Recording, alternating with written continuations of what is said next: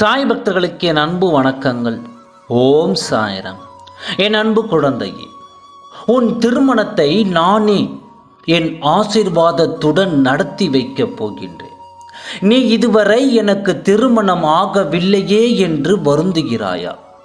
உன் திருமணத்தில் எவ்வளவு பிரச்சனைகள் இருந்தாலும், யார் தடுத்தாலும் உன் பிரச்சனையை நான் சரி செய்து உன் திருமணத்தை நடத்தி வைக்கப் போகின்றேன். நீ கண்டிப்பாக உன் திருமணம் நடந்தவுடன் தம்பதிகளாக என் ஆலயத்திற்கு வந்து என் ஆசீர்வாதத்தை பெறுவாய். நான் மனமாற உன்னை வாழ்த்தப் போகிறேன். நீ எல்லா செல்வ வளங்களையும் பெற்று சிறப்பாக வாழப் போகிறாய். கவலை வேண்டாம் குழந்தையே, நீ என் செல்ல குழந்தை அல்லவா? எல்லா உறவுகளையும் அனுசரித்து வாழ கற்றுக்கொள். நாம் குடும்பத்தில் உள்ள சில உறவுகள் நம்மை வெறுக்கலாம். அதற்காக நீ கலங்காதே. அவர்களை பழி வாங்கும் நோக்குடன் ஒரு பொழுதும் செயல்படாதே. அவர்களை உன் சாயப்பா நான் பார்த்து கொள்கிறேன். உன் சாயப்பா நான் இருக்கும் பொழுது நீ எதை பற்றியும் கவலைப்பட வேண்டாம். நான் திருமணத்தில் ஏற்படும் பந்தத்தால் எல்லா உறவுகளையும் உனக்கு தருகிறேன். அதாவது அப்பா, அம்மா, அண்ணன், தங்கை, தம்பி, இந்த உறவுகளை எல்லாம் உனக்கு தருகிறேன். அவர்களை பத்திரமாக பார்த்துக்கொள் குழந்தையே.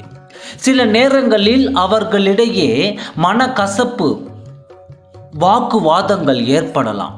ஆனால் அதை அவர்கள் போக்கிலேயே விட்டுவிடு. தேவையில்லாத வாக்குவாதம் உறவுகளின் பிரிவினை தான் ஏற்படுத்தும்.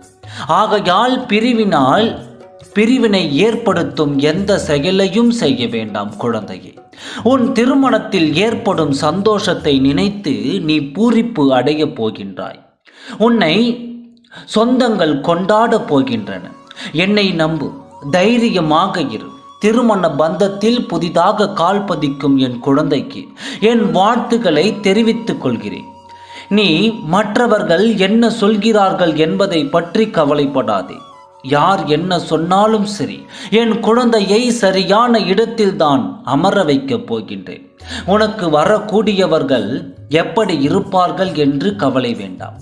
நான் உனக்கு உறுதி அளித்ததை செய்ய போகிறேன். உன் எதிர்கால வாழ்வு பிரகாசமாக அமையப் போகிறது. அனைத்தும் சரியாகிவிடும்.